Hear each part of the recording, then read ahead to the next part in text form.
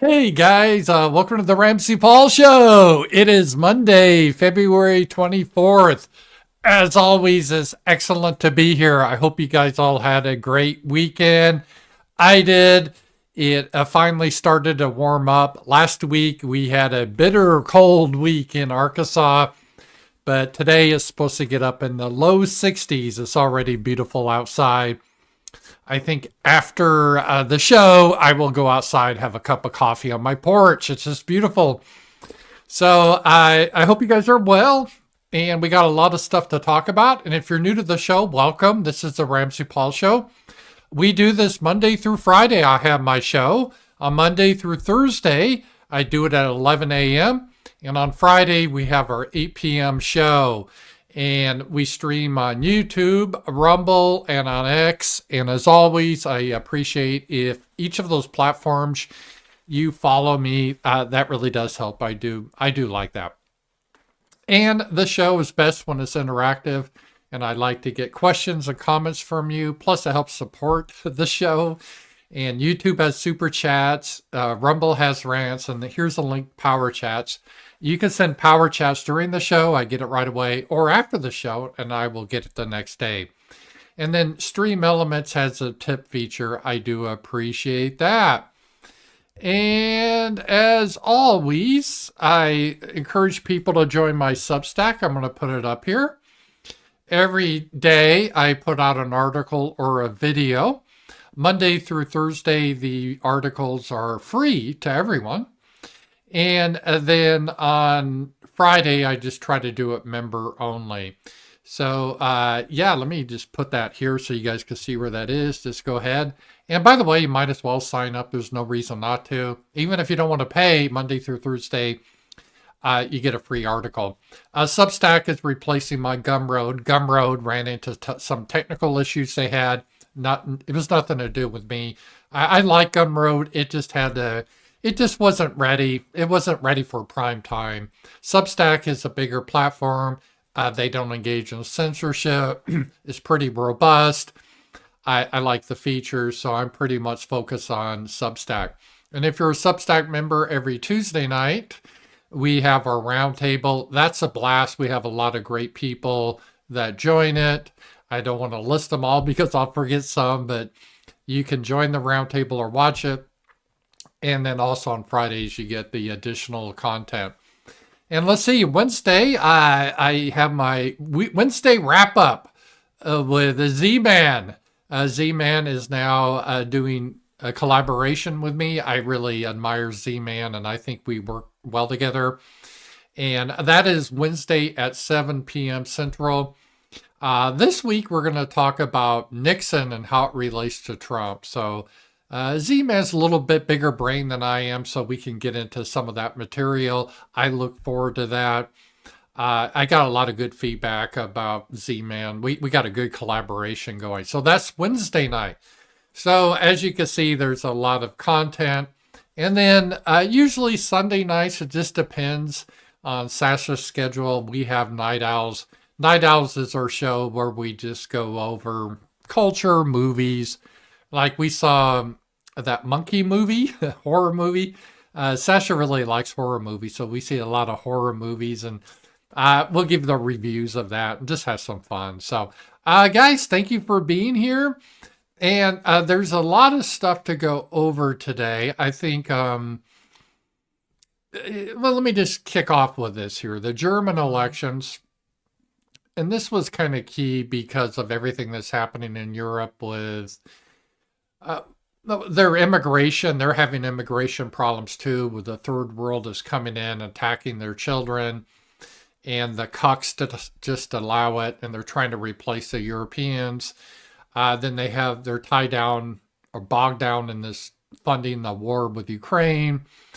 And if you remember, J.D. Vance actually talked to and I think supported the AfD candidate in Germany. And AfD, just so you know, they're kind of like the MAGA Republicans. Germany's a little different system than we have. They have to form coalitions and they have many more political parties than we do. We pretty much just have Democrats, Republicans. They have a lot of different parties. And if you see the final results here, the CDU, they won. They had the most. They'll have the most seats in Parliament, and what they have. They are kind of. They're called themselves conservative, the CDU party, but they're conservative in a sense of like a Mitt Romney Republican or a Lindsey Graham. Just think like that, right? So they're not like Trump. They're not like MAGA. They are principled conservatives. And a principled conservative is a conservative that always is a beautiful loser and gives in to the left on every issue. That's what a principled conservative is. We had one in Arkansas, Asa Hutchinson, our former governor. If you guys remember, he actually tried to run for president in the primary. He would have a rally and like 4 people would show up. So he didn't really qualify. But old Asa, he's a principled conservative, good Christian man. And as governor in Arkansas, the legislature, they put forward a bill like, hey, we don't want to allow sex changes in Arkansas for children. Just common sense. We don't allow children to get a tattoo. They can't drink. It doesn't matter if you have parental permission or not. You're not allowed to do things as a child because you can't make these decisions, especially doing something that involves sexually mutilating you because of a fad. I think the whole thing should be banned. Sex changes 100% for everyone, but children, there's no way you should allow that. So the legislature in Arkansas passed a bill that said, hey, we want to ban this practice for children. And our principled conservative, Asa Hutchinson, Christian man, vetoed it. Because why? He's a principled conservative. This is how they roll. Luckily, the legislature was able to override his veto, so it's not allowed in Arkansas.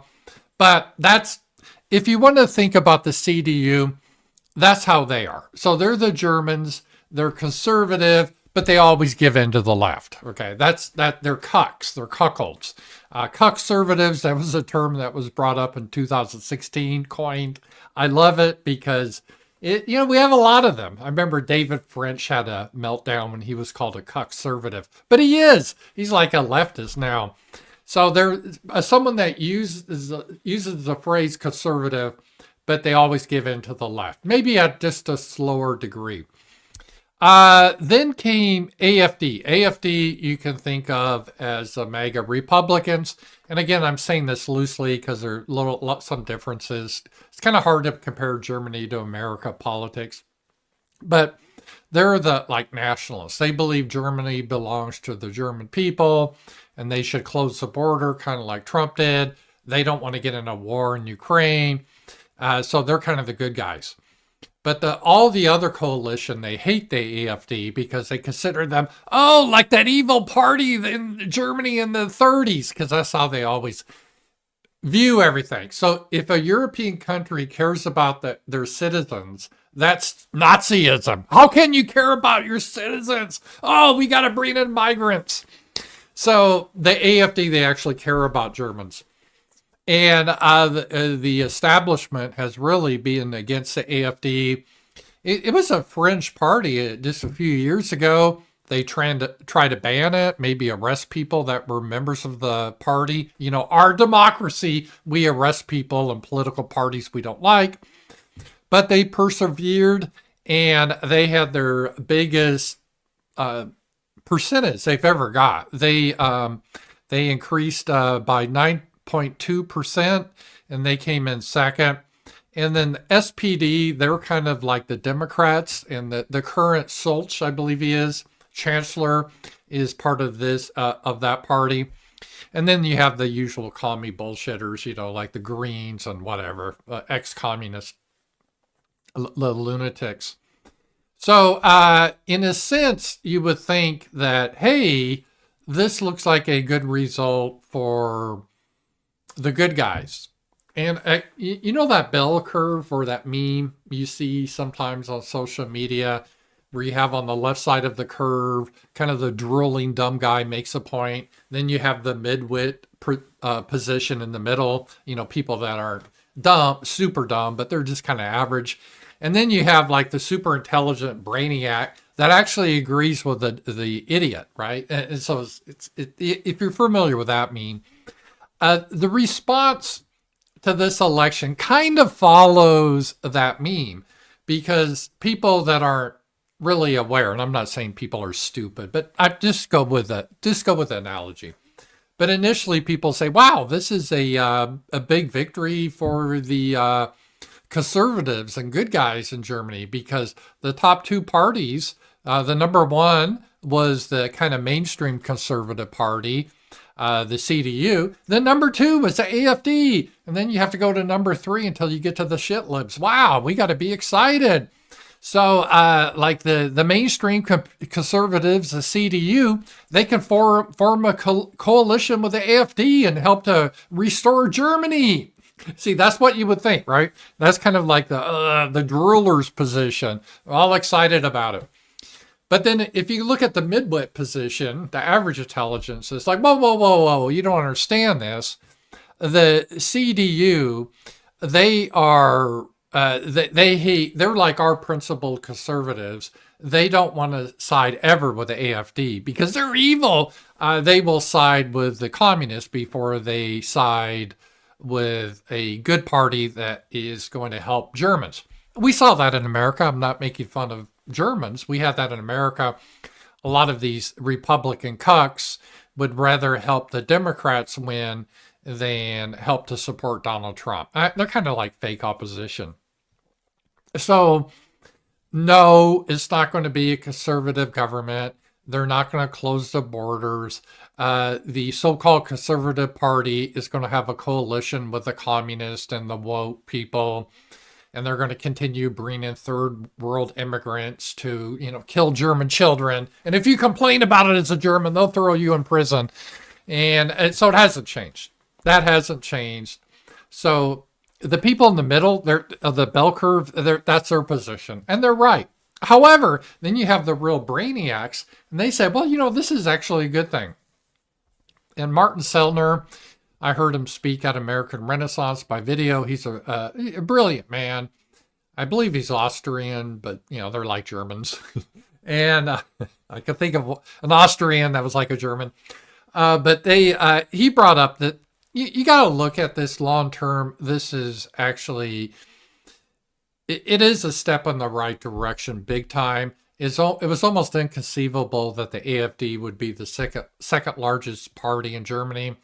And among the youth are extremely popular.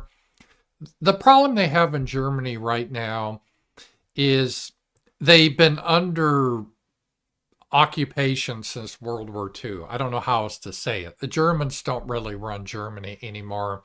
The usual suspects control it. They've been brainwashing the Germans, trying to make them feel bad about the Holocaust and that they need penance. And the only way you can be a good German is to advocate for the elimination of your people. And I'm not really exaggerating. That's kind of how they think. They're taught that since they're little kids in schools. They have heavy censorship so they don't hear another story. Anyone that disagrees with the narrative is thrown into prison. This is how they are, right? So you got the older Germans, especially the boomers. They really believe in all this bullshit. They really have this guilt. So even if they can be somewhat conservatives, they're like, oh no, we can't have a nationalist party because of you-know-who. So they always pick this principled conservative party and their principle is they always give in to the left. And so that's the situation. Now, it's interesting in what was East Germany, it's actually the AfD's more popular because they hadn't been, communism in a weird way protected them from this anti-German, anti-white propaganda that the usual suspects ran against the children and the people in Germany for 80 years. So it's going to take time. It is going to take time. But despite heavy censorship, Because you have to understand, in Germany, you got to watch. Even just retweeting the wrong tweet can end you up in prison. Their media is very controlled. They don't understand a lot of things. So let's say if you're a boomer in Germany, I'm not trying to make fun of boomers, but even in the United States, there was that expression, arguing with the boomers, like arguing with your TV. And there's some truth to that. They just parrot what they see on the mainstream TV. In Germany, it's like 10 times worse. That's all they see. And so based on, they just see the AfD as being evil and, oh, we're having a glorious victory in Ukraine. And this is all they know. And this is all they've been taught. So that group, until they start to die off and the young gets in, is going to take a bit, but they are dying off. And I think the younger Germans have a little bit less guilt, or that they don't worry about that as much. Now, don't get me wrong. The young Germans, they tend to be split either on the far right, like the AfD, or like the far left, the Greens or communists. So the middle is starting to crumble in Germany as the years go by. But this was the result in Germany. So you'll hear both sides, like, oh, this was a great victory, or no, it doesn't really change anything. And the truth is they're both true. Meaning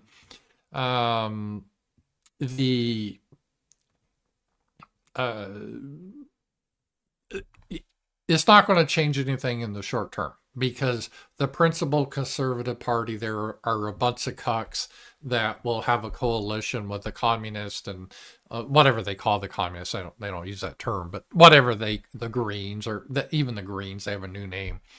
But they're not going to support stuff that's good for the people of Germany. However, there is a change that is happening right now. And some people were kind of blackpilled about this. Let me just show you this. German exit polls suggest that right-wing parties have won a majority of the German people, with AfD in second place. Sounds good? Right. Wrong. All major parties conspire to block the AfD. That means they cannot join a coalition. Germany voted for change, and still they'll get more of the same. Well, they voted for the principled conservatives, where the only principle they have is selling Germans down the river. So, yeah, that is true in the short run. We're not going to see any changes in Germany and their policy because of this election. However, it was good to see that it was good to see that we actually have some progress here in Germany. Let's see here. So now let me give you a little bit of the white pill. And on my mom's side, I'm German, so I kind of root for the Germans, hope they do better. German elections saw the AfD hit a record 20%, while the CDU led with 28%. The CDU, they're like the conservatives. And the SPD, they're like our Democrats, suffered its worst results. So they're going to form a coalition government, and they will ignore the AfD. But still, the AfD, they are a rising force in Germany. And I don't think we should be too black-pilled about this long term. It's short term, nothing's changing, but long term, the AfD did better than we thought that could really happen. So this is what will happen in Germany. I think that's it. Let me see if I have any else in German stuff on this. It's hopefully people will in Germany and Europe. I think the right-wing parties are gaining support. And it depends what you mean by right-wing. Those terms are kind of fuzzy. But by right-wing, I think the most important aspect is not so much economic policy. It's that Germany belongs to the German people. They don't have to give it over to Muslims, so they don't have to give it over to Turks or Pakistanis. It should remain for the German people.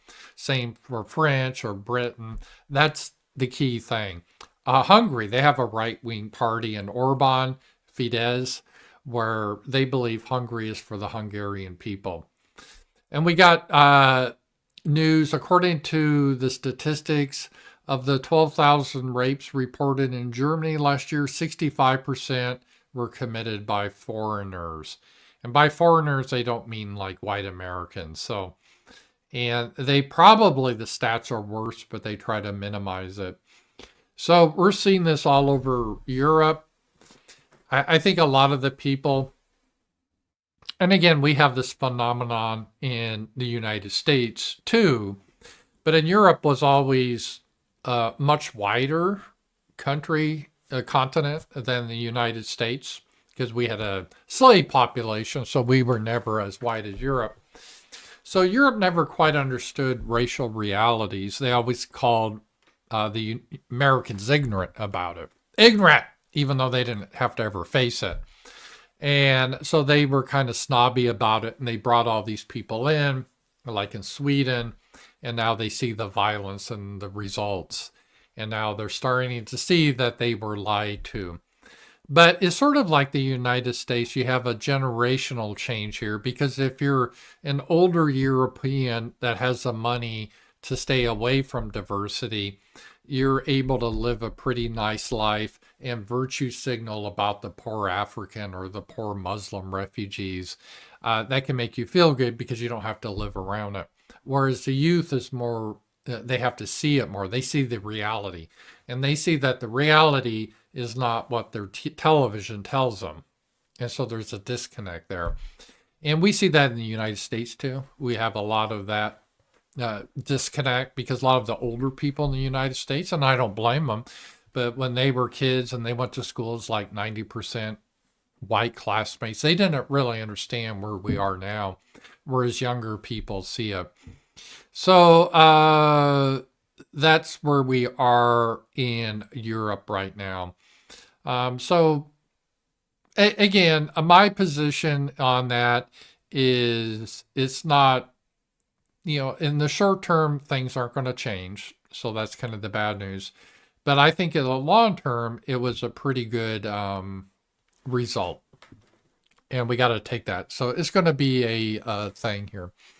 Damien, AfD is fake. Their leader is a lesbian who, with a Sri Lankan woman. What a joke. Yeah,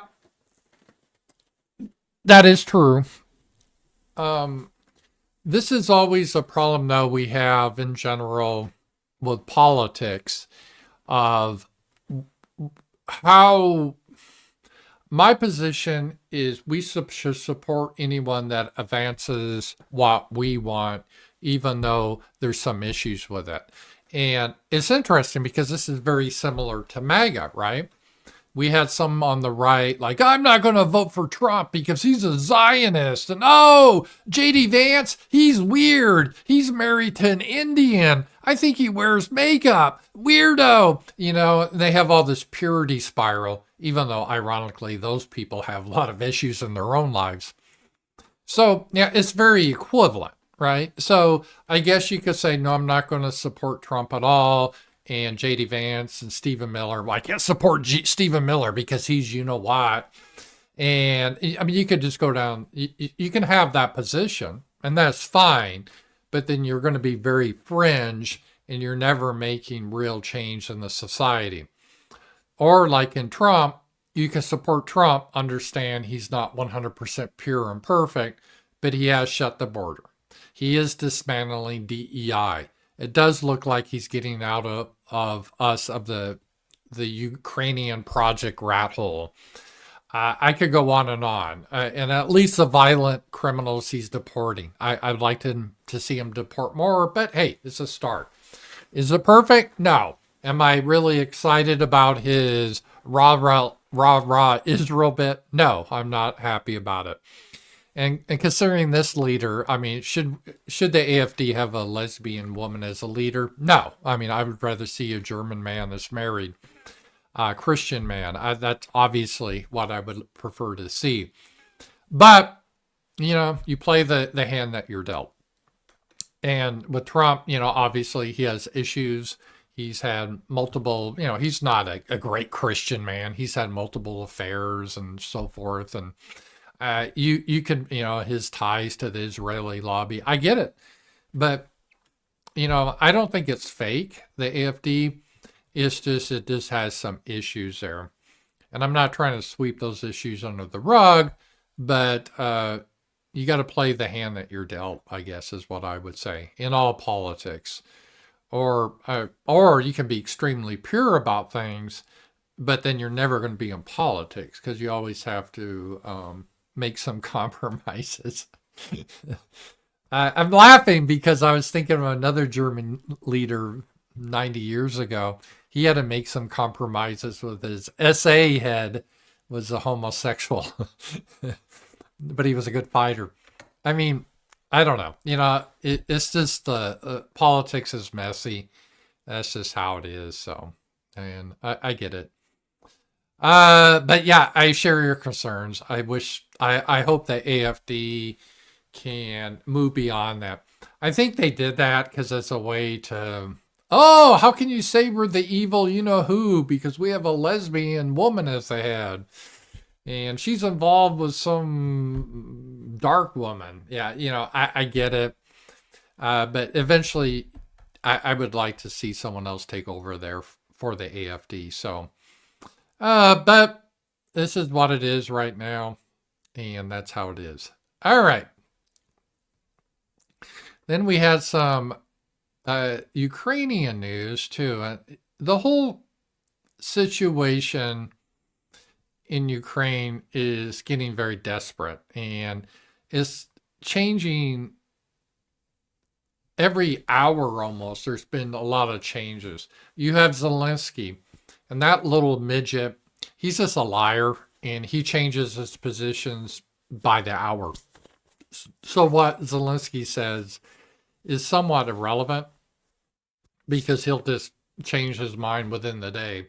And the Russians learned this about him a couple years ago. I think China figured that out last year. And the Trump officials, not just Trump, but people that work with him, Zelensky's, he's slimy. I don't know how else to say it. And he's not that intelligent. A lot of times crooks they can be kind of cunning, but he's a very untrustworthy individual. So it's hard to kind of pinpoint where he stands at any hour, right? What's he going to do? At one time, he could say he'll be willing to step down. Another time, no, we're going to fight to the end.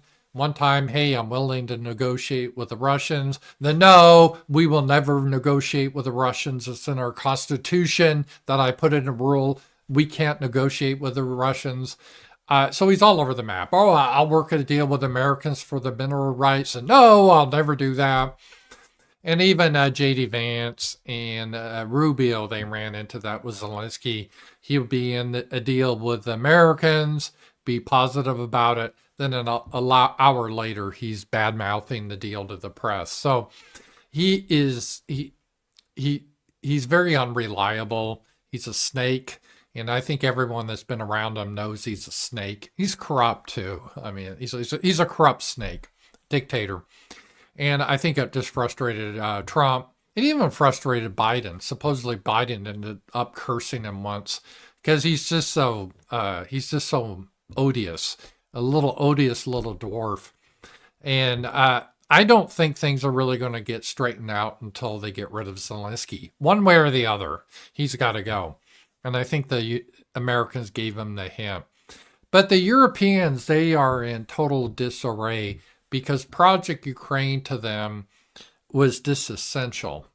Just for their whole view of globalism, of them being the good guys, and we're going to have this global new world order, and where everyone lives in the pod, and we celebrate Gay Pride Month, and women power, feminism, the whole bit. And we eliminate whiteness and Christianity. That was their goal. But there's a couple obstacles to that goal, primarily being Russia and to a lesser extent China. So Project Ukraine really started in 2014 as a way to, they overthrew the president that was friendly with Russia and Ukraine at the time. The Americans did through our NGOs, Victoria Nuland, started a civil war. And the goal was of this war was eventually to defeat Russia, because you remember after the war started 3 years ago, there was an initial peace agreed upon by Ukraine in Istanbul with Russia. But Boris Johnson and the American administration told Zelensky, no, don't accept that. We want this war because we think we can put pressure on Russia. Russia will collapse because they are not a strong country. We can replace Putin. We can divide up Russia into smaller countries, can get BlackRock in there, Soros. We can push our LGBTQ agenda, start to convince little boys in Moscow they're trapped in the wrong body and they need sex changes, the usual bullshit. And that was really their vision of going forward in the world, to their Star Trek future in their mind. And now it's all unraveling. And part of the problem is I think they might have believed their own bullshit that they were winning the war when they really weren't. And it's becoming obvious now. And you would think even the Europeans, the public, I know they're not as online as much as us and they're censored more, but you would think they'll start to wonder, like, well, wait a minute, we've been hearing for 3 years how Russia's weak, they can't even get ammunition, Putin's dying of cancer. They put out all these propaganda bullshit. And now you're telling us Russia's about to win? What the hell happened? So they're in a panic. So Europe is trying to figure a way to sabotage any peace deal that Trump may reach with Putin. The problem that Europe has is Europe has been destroying themselves really ever since World War II, but definitely within the last 30 years, it's really accelerated. And they've done this through a couple of ways. One is mass immigration. They've wanted to replace their native population. And now, like London, it's not even majority English anymore. And other countries are having this issue too. And then the other, they want to deindustrialize. Oh, that's dirty work, factories. We do the designs. We're the high level. We just ship the factories over to China and other places. And we're green, we're better. We care about Mother Earth, so we don't like oil or energy, even though oil and energy is what makes industry work. So they've been their little snobby and into gay crap and for the last 30 years, and they haven't had much of a military because why would they? They have no patriotic feeling. In fact, if you're a patriot in Britain and say wave the English flag or even the British flag, you go to jail. It's just crazy. Be like you have the American flag up in America and you get arrested for that. Oh, that will offend a Muslim. We got to take that down. It's just crazy. It's just crazy. So they've had this whole, really 80 years, but definitely in the last 30 years, they've told their populace, you're evil because you're white and Christian. You're evil. You're the source of all evil in the world. So we got to replace you and you need to celebrate that. And it'd be good anyway because you'll get more exotic food. So shut up. Otherwise, you just need to accept what's happening. And, oh, we don't need armies. We don't need dirty factories. That needs to be outsourced. And just allow the stupid, unsophisticated people to do that. And besides, we have America for our army. So they're hollowed out. Europe's hollowed out. They're hollowed out spiritually. They don't have a reason to exist. You know, what's the point of having these countries? What's the point of the English? That's how we have the name England. That's Anglo-land. It's the land of theirs. It's like, no, we don't have a right to have a land. We got to be replaced because colonialization, that means we got to destroy our country. Same with Germany because of World War II and France. And so they're spiritually, they've rejected God. They don't believe in God anymore. They have no faith. I guess it's just about weird sexual practices they celebrate. They're all reduced to now. And they don't have babies anymore. And they're real demoralized. And they're not even at the top of the civilization. China and other countries are going past them in industry and technology. It's just become a very dreary, drab place. And it's sad because I love Europeans. That's my ancestry. But they've gone down this path for 30 years or longer. And now reality is hitting them. As Ayn Rand said, you can choose to ignore reality. That's up to you. But you can't ignore the consequences of ignoring reality because they're going to happen. As I've always said, you can not believe in gravity. That's fine. You can actually truly believe that. But that doesn't change reality. If you step off a high building, no matter how many affirmations you have that you're going to speak reality, that you don't believe in gravity, that's a white supremacist construct, and you believe in indigenous views of science or whatever, it doesn't matter. You're going to go squish. And the Europeans are going squish now because they are living in a fantasy. Because America looks like under Trump, we're pulling out of this Ukraine nonsense. With Europe or without, I don't think Trump cares. So Europe is trying to desperately be relevant, but there's not much options you have. If you look at it at the game theory, what's happening, there's not much Europe can really do. I mean, they can cry like that one EU official did after J.D. Vance's speech. They can cry. The girls over there, they do topless protests. Some of them are attractive, so I'm not counter-signaling that. They can do that. They can act all like theater kids and do some protests, but they don't have any strength. They don't have any real armies. They don't have any real power. They don't have any real manufacturing. So this is all irrelevant.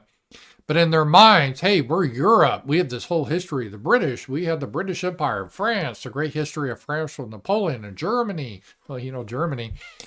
But those days are gone. I mean, those were the old glory days have long since gone away. But they're still reliving it. Like they think, oh, well, now we just need to revitalize all that. Well, a little late for that now. I mean, maybe you guys can do that, but it's going to take a generation. It's going to take a generation. I mean, to reestablish Europe. And by the way, they have the human capital to do that. That means they have smart people. And I have no doubt Europe could be a superpower, just like the United States or Russia or China. They could, but they have to really change things spiritually. They have to have a reason to exist. They don't have to apologize for being German or British. They have to deport the people that don't belong there. I don't give a fuck if they are citizens. They got to go back to their homelands. They got to have the strength to do that without crying about it. Then they got to start to bring back manufacturing. And then they need to start developing a real army that's based on pride in their nations. So, I mean, they could, but we're talking generational type of time frame to make that happen. And this war is not going to go on for generations. The reality on the ground, which J.D. Vance has said and Pete Hegseth has said, and I've said for years, and people in the know who've said, is that Russia's winning. Russia's a lot bigger. They have a lot more men. Despite the propaganda that they're a weak country financially or economically, they're not. They have a lot of energy. They have a lot of factories. They produce a lot more ammunition. Missiles, they're sophisticated, they're not backwards people. In some ways, they have technology beyond ours, like hypersonic missiles. The United States is behind in. They have drone technology too. They use computers. They have stealth. They have the whole bit, right? I mean, you could argue who's more advanced. We have a lot of advanced stuff. So does China. But they're not like this backward bumpkins that Europe try to pretend they are. They're just not that. And they're winning the war. It's been a rough war. It's been like a trench war. It's a war of attrition. And attrition just means eventually you just slog it out and you're going to win. I use an analogy if you guys ever play chess. Once you get a material advantage, I mean, you have more pieces, more valuable pieces you've taken from the opponent. And so you're ahead.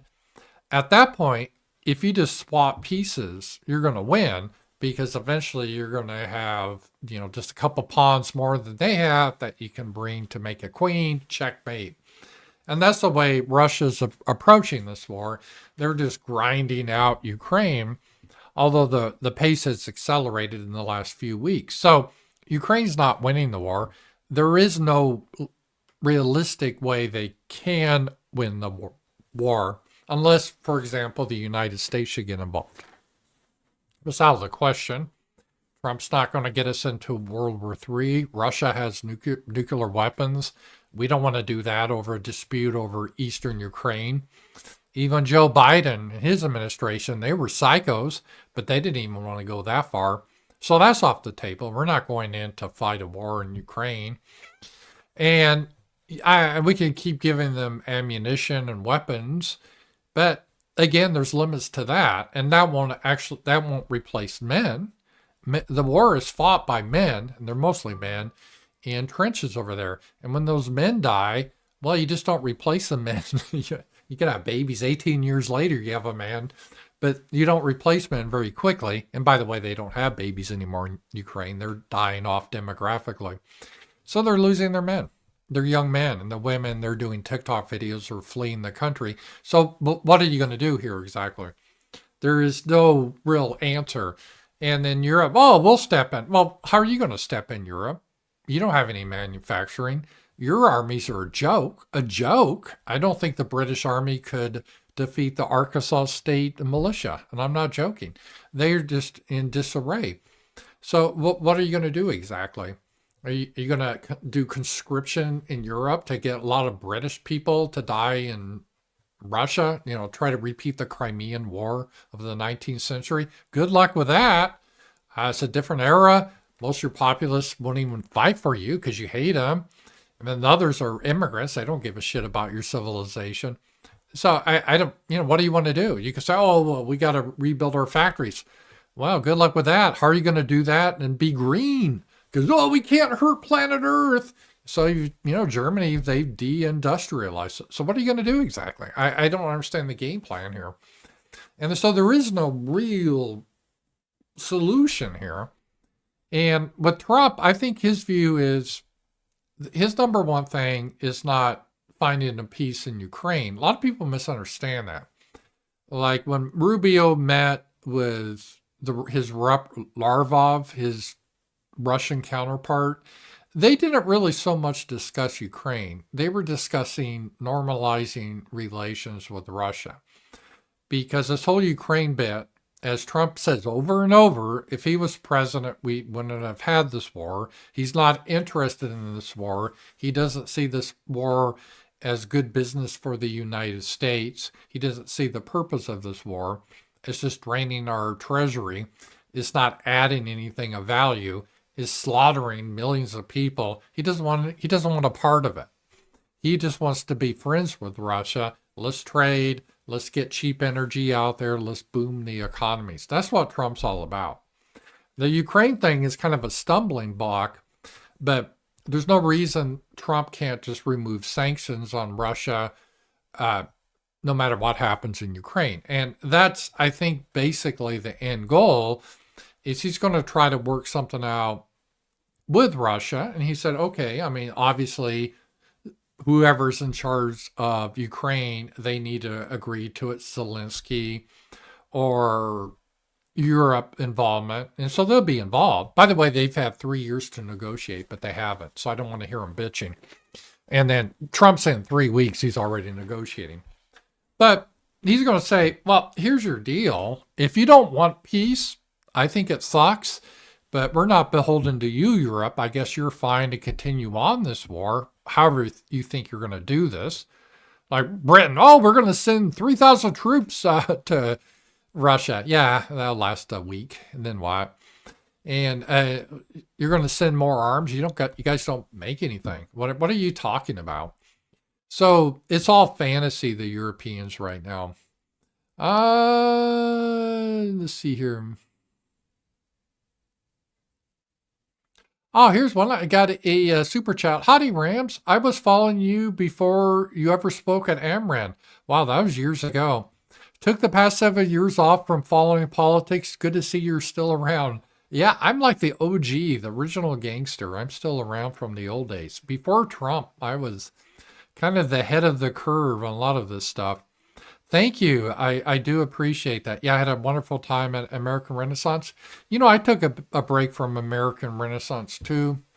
Nothing against Jared Taylor. I just got kind of tired of, not Jared, but a lot of it just went in a weird direction under Richard Spencer. And, I'm not going to rehash all that.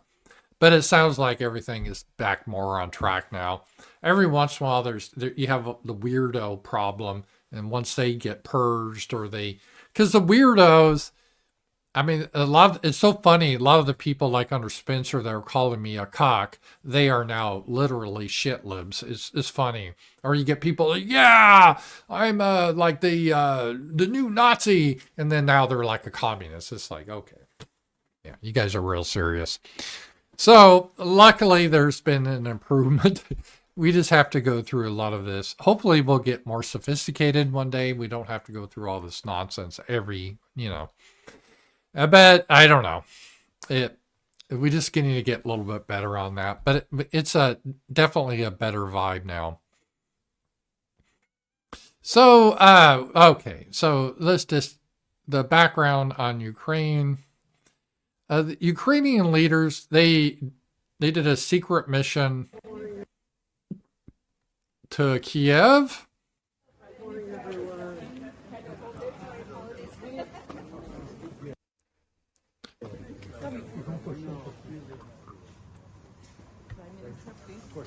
Oh, there's Trudeau, the governor of the 51st state.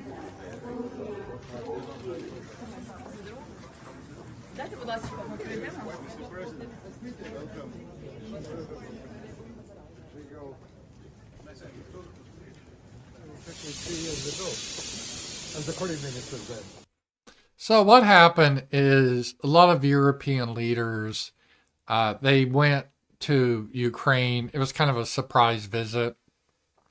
And they went there to urge Zelensky to refuse any peace negotiations and continue the war. And this included, you saw Trudeau, that cuck from Canada, Spain, Sweden, Finland, Norway, Denmark, Iceland, Estonia, Latvia, and Lithuania. Meanwhile, they're replacing their own populations. They're fine with that, but they're worried about Russia. So they don't want peace, and they're trying to sabotage any peace deal what Trump may make with Putin. But they're fundamentally misunderstanding something that I don't think Trump cares. He's going to normalize relations with Russia. And if Europe wants to do whatever they want to do, it's sad for the Ukrainians that are going to die. But good luck. See how long they could hold on without Americans. Not very long. But they think if they go out there for a photo op, they needed to do that. And that's what they were doing there.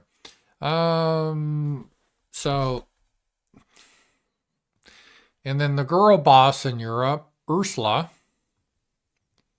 It's so funny. We're always said if women ran things, it'd be less wars. Yeah, no, not really. It'd actually be more wars. March. Second, as President Costa just has announced, there will be a special European Council. And I will present at this special European Council a comprehensive plan.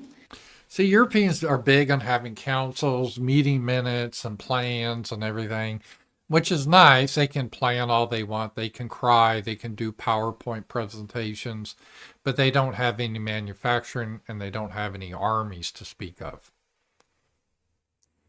For defense investment, for scaling up our European arms production. All right, but most of your factories you guys have shipped overseas and you've shut down a lot of your production because, again, of the green initiative, because Mother Earth is mad at us. We'll get Greta Thunberg sad and make the polar bears sad. So there's a little conflict right there. And to reindustrialize Europe, by the way, I think that'd be a good thing. I've mentioned that what Trump is doing long run could actually help Canada and it could help Europe to stand on their own again. And I'm not against this. Europe does need to reindustrialize. They need to bring back manufacturing. They need to kick the Greens out, and they need to be serious people again. But so what they're talking about is not necessarily bad, but there's no way they're going to do it in any time scale that's going to make a difference. And defense capabilities, but also for investment in Ukraine's defense industry, scaling up your arms production, your defense capabilities. So this will be a plan for the European Union and for Ukraine. And then there's a third point I want to speak about. That is energy. For 3 years, Russia has sought to plunge Ukraine into darkness by relentlessly targeting the energy infrastructure. Well, Ukraine's targeting Russia's energy infrastructure too. They forget that. Therefore, the Commission has prepared an ambitious package on energy security. The aim is to ensure a resilient, a secure, competitive energy system for Ukraine. Together, we have managed during this winter already to provide 1.8 gigawatt. But now we will fully integrate Ukraine's and Moldova's electricity market in our own electricity market. But the problem is Europe's electricity market's in shambles because, again, of the green bullshit. They're shutting down coal factories, coal production. They don't like nuclear because that's scary. So they don't like fossil fuels in general.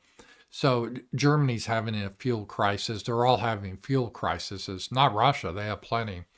So exactly what they're going to do is not quite understandable. By the end of next year. And we will seize the full potential of Ukraine's vast gas storages, of which 80% are located closer to the EU member states. And this will generate income for Ukraine. And we will accelerate investment in Ukraine's renewable energy.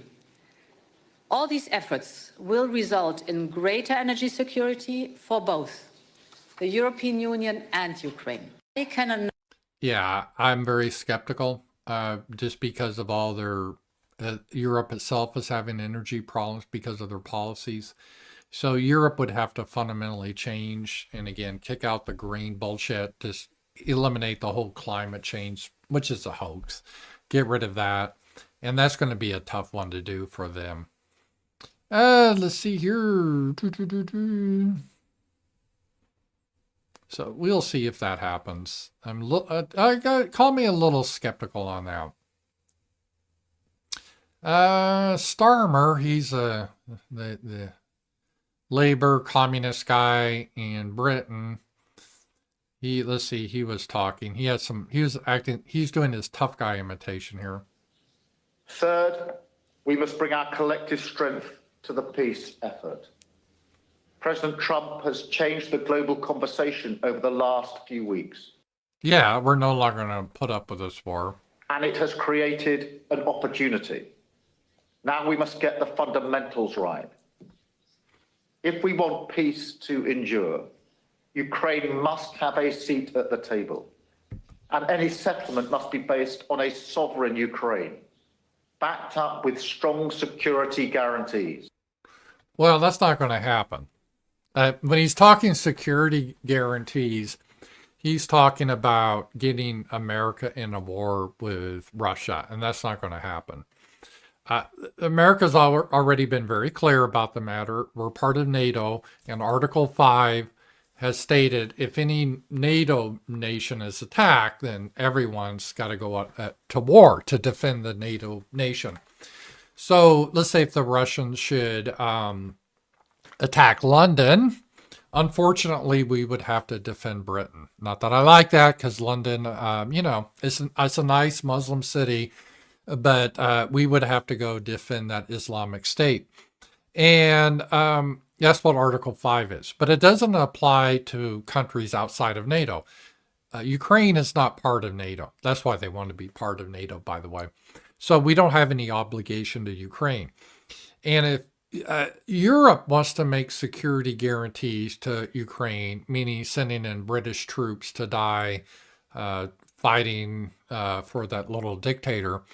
We are under no obligation to bail their asses out. So, for example, if Starmer sends his 3,000 ill-equipped troops, and they are ill-equipped, ill-trained troops, are a joke, and they get their asses kicked, and he'll come crying to the United States to rescue them or bail them out. It's like, no, we told you shouldn't do that. This is not covered under Article 5. There's not going to be any security guarantees on our side, America. Now, if you want to make a security guarantee with that little dictator, I guess that's up to you, but you don't really have any army to back it up, right? No one in Europe does. So I don't know what you're talking about. You could send in your boys to be slaughtered, I guess, if that's what you want to do, but that's not our concern. The UK is ready and willing to support this with troops on the ground.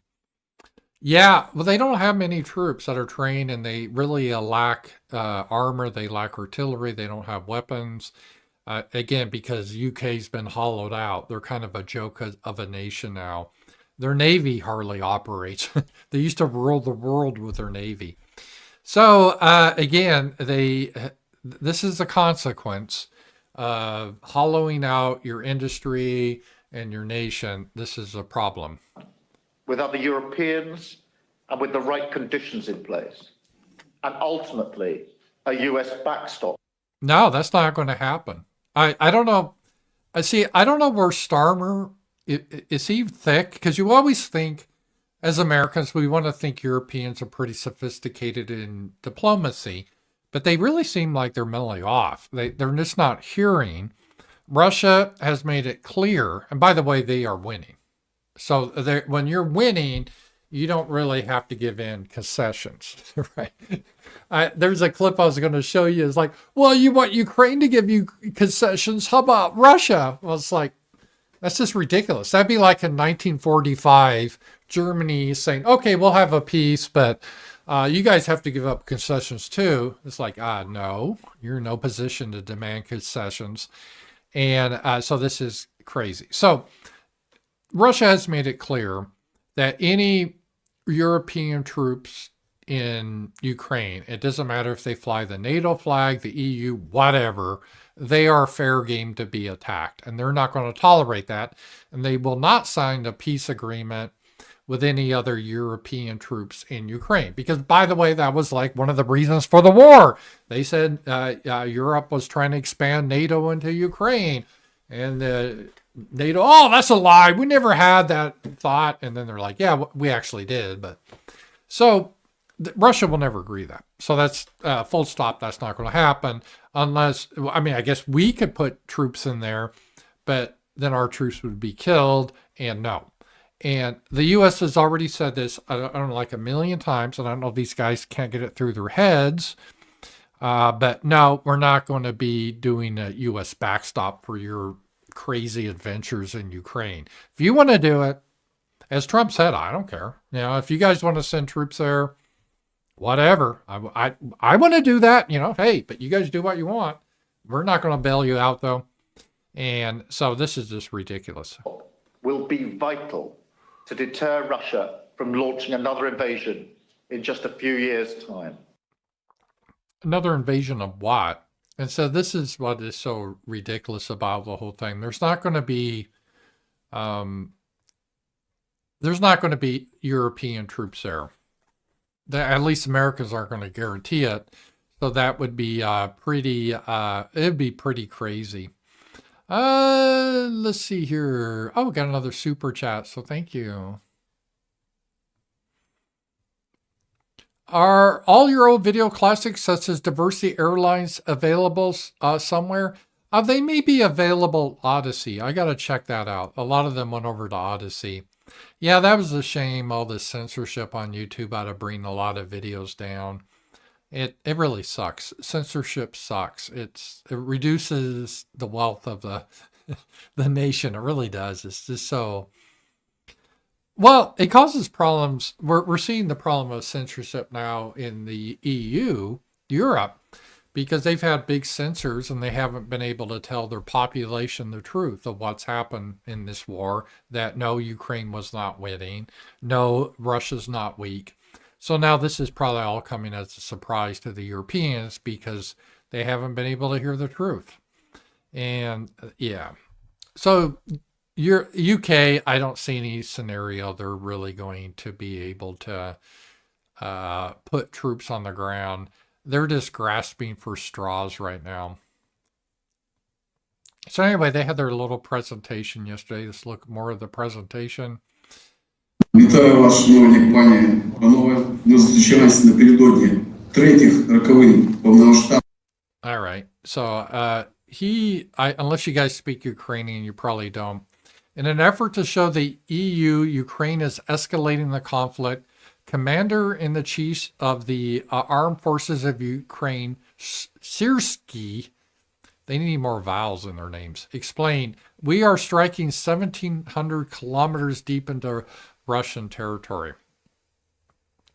So they're trying to escalate this disaster, and Europe's trying to get them away from peace. And, but again, there's not much appetite for that in the United States. And as we see, even some congressmen or congresswomen are making that clear. Zelensky says he'll resign for peace and NATO membership. He did.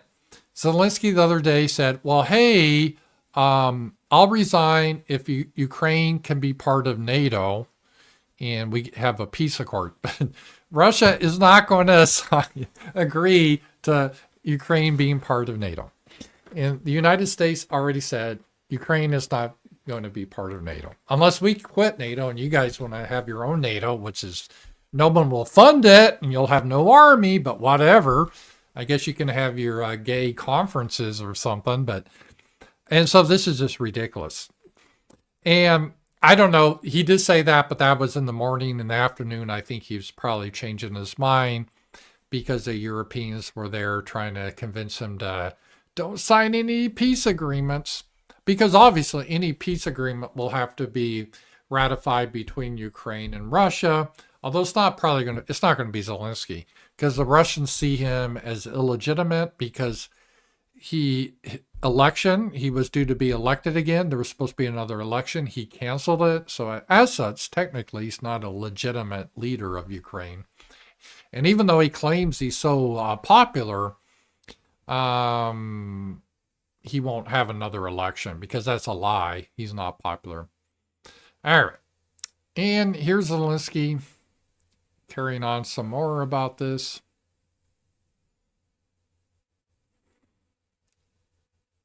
Знаю, I know that we had що у нас було 100. 100, and that's a fact. І це факт. Я не збираюсь визнавати I'm not going to, 500.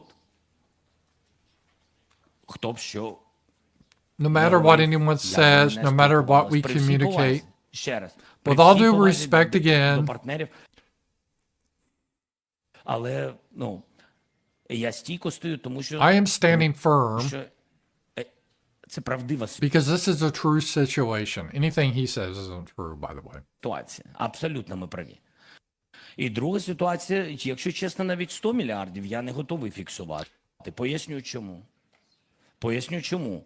Тому що ми не маємо All визнати. right. What he's saying here, and it's in Ukrainian, but he's saying that money we gave them is a grant, not a loan, so they don't have to pay it back. And this is something that has been very confusing. And he's adopting this position. It's hard to figure where his position is in any amendment because supposedly he was really close to signing the mineral deal, which is another confusing thing. Because what has happened, according to Trump, we have given them $350 billion. He has said, Zelensky, he doesn't know where half of it went. Who knows? And that's the problem right off the bat there. And Elon Musk said there's been massive fraud And I know Zelensky, his wife's been doing all these $1 million jewelry shopping sprees in New York City. We can see where some of the tax dollars going, not to weapons. Some of the weapons are going to the drug cartels, by the way. So it's been a fiasco. And so Trump is pissed off. He goes, we want our money back. We gave you this money. We want it back.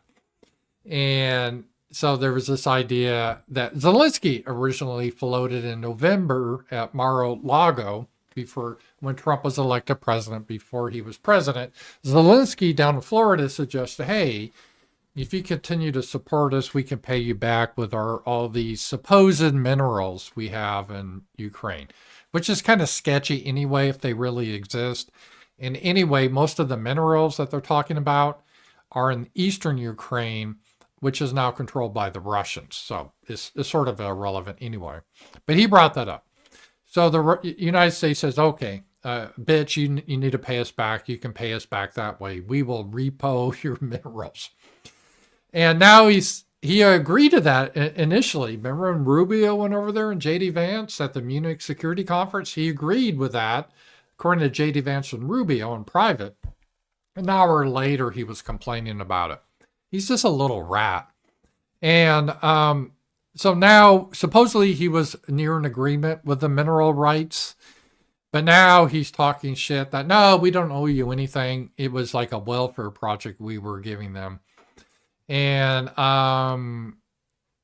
that is, yeah, so I don't know where really that all stands, the mineral rights, because again, Zelensky, I don't think we can deal with him. I don't think the Russians can. We can't. He changes his mind every hour. He's a little rat. He lies. I know all politicians lie, but even among politicians, this guy's a deadbeat. And they need someone serious in Ukraine to deal with. Here was that clip they were asking about the negotiations with Russia. Been putting a lot of pressure on Ukrainian President Zelensky, as you just noted, and laying out the concessions Ukraine will have to make to end the war. What concessions will Russia have to make? Why would Russia have to make concessions if they're winning? Right? They don't have to make any concessions. They can just continue what they're doing and win.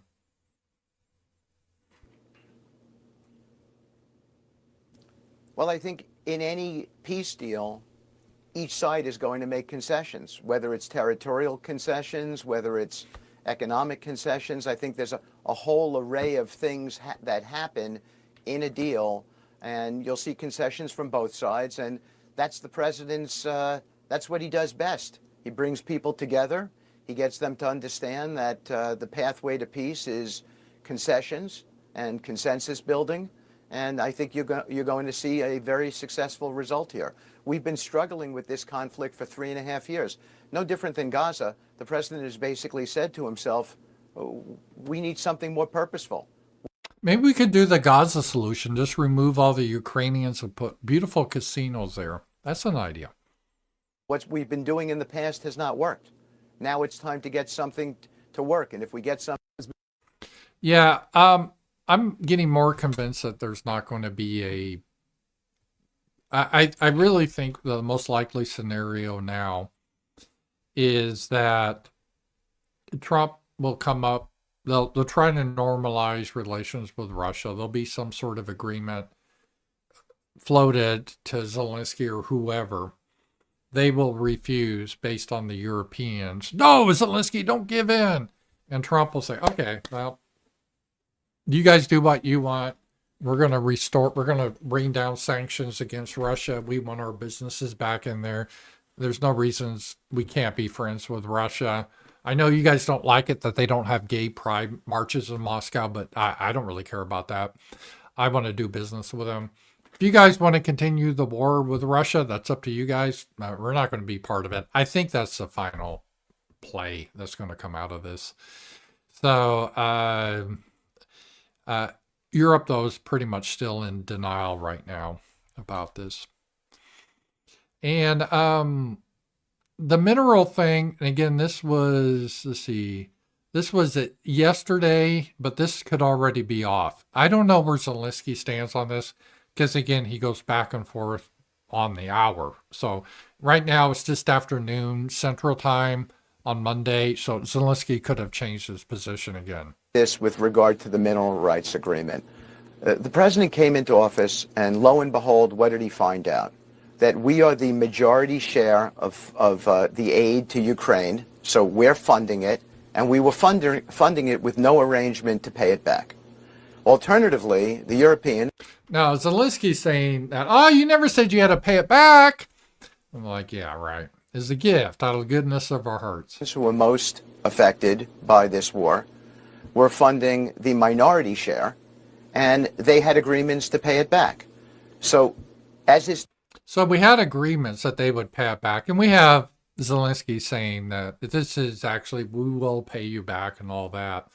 Again, Zelensky lies so much, it's hard even, it's just, I don't even know. I can understand they just need to get rid of him. And there's various ways to get rid of him through election. The best way in the U.S., I supposedly said this off the record to Zelensky, you know, maybe you should just sneak out of Ukraine with your millions you stole and head to France. Maybe that'd be a good place for you. But if Zelensky can't have an election because he will lose. So, you know, I think Zelensky in some ways is kind of stupid. He could end up like Ceausescu. He could end up in a very bad situation here. Or Saddam Hussein or Gaddafi. The U.S. is giving hints that's how he could end up fairly soon. It's typical of the president. He's very, very sensible. He said to himself, that makes no sense to me. Why would the American public, taxpayers here, be funding the majority share, not get anything back? The Europeans funding the minority share, they get everything back. That's a good point. Like, why do we care about Eastern Ukraine? What's it to the United States? As Trump says, we have a big, beautiful ocean between us. If anything, this is a European matter. Even that's questionable, but it's definitely not an American matter. Why should we be pissing away all our money on this where it's a dead project? You know, Russia's going to win. We could continue aid, but it's just going to prolong the war, but Russia will still win because Ukraine's running out of men, and we're not going to be drafting our boys to go over their fight. So this is a project that's out of control. If you've ever been in business, it'd be like if Trump took over a business and there's some department, they have a project that's very expensive, costing billions of dollars, that has no chance to succeed. Well, what do you do in that situation? You try to claw it back, get what you can out of it, and shut it down. That's how Trump's approaching this. Elon Musk, this is how you do it in business. There's no reason to continue this. There's no chance of success. In the Europeans, because I guess, I don't know, maybe they don't deal with business leaders. I don't know who they are, their backgrounds, but they're in imaginary wishful thinking. And I think they're in the sunk cost fallacy, meaning, oh, we put this much money into it, we can't leave now. But that's a fallacy. In business, you got to be careful you don't get into that fallacy. Like, oh, we got to stick with this project, even though it's a disaster because we put so much money into it. No, sometimes you just have to cut your losses. So this agreement is much about repayment for all that we have done on behalf of the Ukrainian people. And that's the way the president sees it. I expect to see a deal signed this week. You saw President Zelensky waver in his commitment towards that a week ago. The president sent a message to him. He's not wavering anymore. But he did. See, this was before Zelensky, again, originally brought up the idea in Florida to Trump before he was... after he was elected president, before he assumed the presidency, the mineral rights. And then at the Munich Security Conference, Zelensky agreed to it. An hour later, he was trash talking it in the press. The Americans went to him again, after they called him a little dictator and what the fuck are you doing? And then he goes, oh, I know, you misunderstood. I will agree to it. And now he's out bullshitting that, oh, well, we never said we would pay back. This guy's a deadbeat. He's a deadbeat. Right? I wouldn't waste trouble.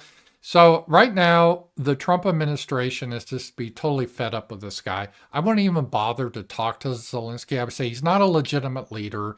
He canceled an election. We're not going to deal with him. Europe, if you want to deal with this little snake, you can. But what's the point of even talking to him? He changes his mind every hour. He's a liar. it doesn't, and so they got to be really pissed now, these people, because it was just like a day ago Zelensky was all on board again with this. I think there's a reason he's not wavering. It's because he realizes that we have done so much and that agreement belongs being signed. And I think you'll see it signed this week. I don't think so. It's looking like he won't sign. Well, who knows though? Who knows? And even if he signs the agreement, he won't honor it. I mean, there's no honor with this guy. So the whole thing is just kind of, I don't think the rare earth mineral things is a real thing anyway. So, yeah, that was a situation, on that. Let's see. What are your thoughts? Oh, I got a super chat.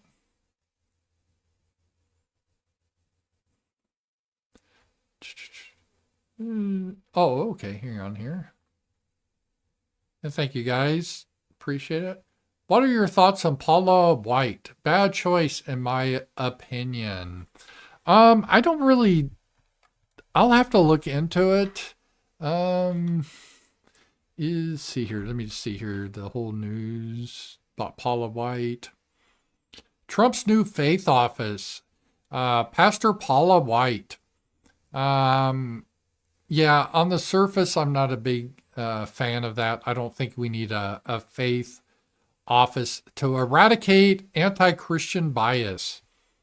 And, oh, she's a televangelist. I bet she's a big Christian Zionist too. Yeah, I'll have to look into this more, but I kind of agree with you. I'm very skeptical of that situation. I don't think we need that sort of thing. But thank you. I'll look more into that Paula White thing. Maybe I'll do a article about that later today. All right. We'll get into the domestic stuff. This created a lot of issue in the federal government. Elon Musk, through President Trump, sent out this email, I guess, to all federal workers. What did you do last week? Please reply to this email with approximately 5 bullets of what you accomplished last week and CC your manager. Do not send any classified information, links, or attachments. The deadline is passed. So basically what Elon Musk said, you had to respond to him by now. Otherwise, you'd be considered you're resigning. And this created a big uproar in the government workers, which I was surprised. Like I said, in the private sector, it's common to provide weekly status reports. And providing 5 bullet points does not seem that taxing. Elon, God bless him, he's doing everything to try to weed out the this bureaucracy. And so one of the things we're trying to do is try to get these people to do anything that's kind of like work. Maybe that'll get them to quit, because it's hard to fire them. This is not an unreasonable request. In most businesses, every week, you're supposed to your managers say where you are on your projects. I was at one time, I had a lot of roles. I worked on projects. I've been a project manager. I've done everything in my tech career. And it's not unusual. In fact, it's commonplace at the end of the week. You give an update where you are on your various assignments. So you can see if you're tracking on task, because project manager needs to know that. So this is not an unreasonable request. And the fact that they think such a request is unreasonable, because he doesn't want a whole paragraph. And a lot of these people probably have troubles writing. But just 5 bullet points. What 5 things that you accomplished last week? They could even be bullshit things, but at least list them. But it's amazing how they had a lot of pushback on that. And they are considering federal workers doing a basic status report, they're saying is cruel. Cruel! Just in, Democrats and labor activists say that writing an email explaining what they do is cruel and illegal. Oh, Elon Musk is traumatizing hardworking federal employees, their children and families. What does that even mean? What does this even mean? They say stuff like this. So the guys, the dad or mom, she's got her government job, and Elon is just saying, give me, at the end of the week, just give me 5 bullet points of what you accomplished this week. Oh, this is making my baby cry. Oh, why are you doing to this me? I'm like a slave. He's just traumatizing everyone. It's just really crazy. I think he's just showing how disconnected these workers are. And I know there's good federal workers. I'm not saying they're all this way, but come on. So, it was interesting what he did here. And we'll take a look at some more about this here.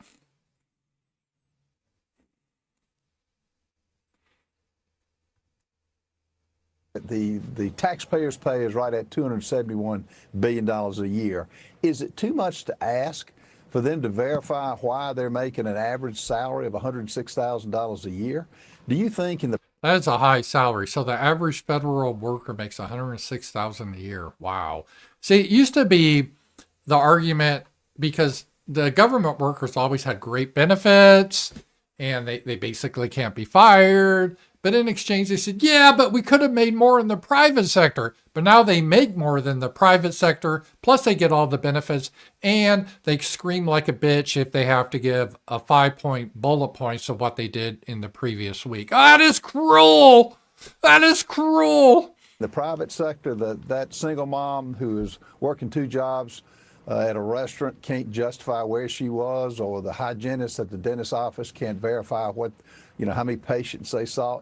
The absurdity and I guess the arrogance of the workers who says that's a heavy lift is what's wrong with that's what the Americans are sick and tired of. It's not their money. We're the ones who are paying the bills. We have a right to know. Yeah. I 100% agree that was an unreasonable request. And I think a lot of it was to really just show the situation in the government. And I know a lot of it may be, we just need to reduce the size of the government. I agree. But, governments can never be run efficiently. I don't know. Is that really true? Maybe they can be. Maybe we just tolerate this bad behavior. And I would like to see this definitely cleaned up, and hopefully this will happen here. Let's see here.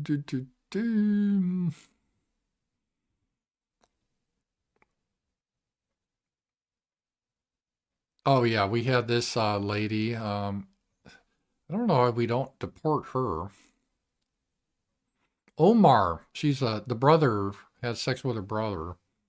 These people are just idiots. I really, I'm at the point where it's become really hard to have an intellectual debate with any of these people because the level her IQ is probably 90. She's talking intellectual debate. Of stupidity that they are displaying every single day is frankly embarrassing, not just in Congress, but as Americans. And the fact that these people are allowed to say just the most ridiculous things. So she's upset that you're allowed to have free speech in this country. She doesn't belong in this country. I mean, I don't care her citizenship status. She needs to go back to Somalia with the warlords, where the very intelligent people, where she can go back there. Tells you that the dumbing of the United States has arrived, because how else do we get a Trump presidency again? Yeah. The lady that comes from a warlord country with an average IQ probably about 60 is complaining about Americans as being dumb. Okay. So that is with her thing.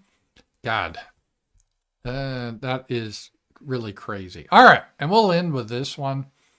Some of this is, it's like their soul is gone. You can look in their eyes and it's like, this guy doesn't have a soul anymore or something. What the hell's happened to him? So this is the Wisconsin governor, Tony Evers. And look at him. He's just like dead inside there. He's backing a proposed law to replace the word mother with inseminated person in the state statute.